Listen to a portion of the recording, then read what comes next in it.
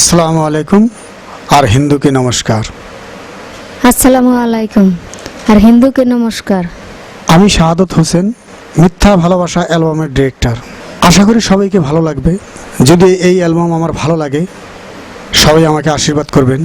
শুধু এই না, এরপরে আসতেছে আমার নতুন পথ। আমাকে সহযোগিতা করেছে নুরুসলাম, শেখ ফরিদ, আজাদ, আমির আলী আর সাবেদ। আমি আমার তরফের থেকে তাদেরকে ধন্যবাদ জানাই। তাহলে আসুন আমরা দেখি মিথ্যা ভালোবাসা।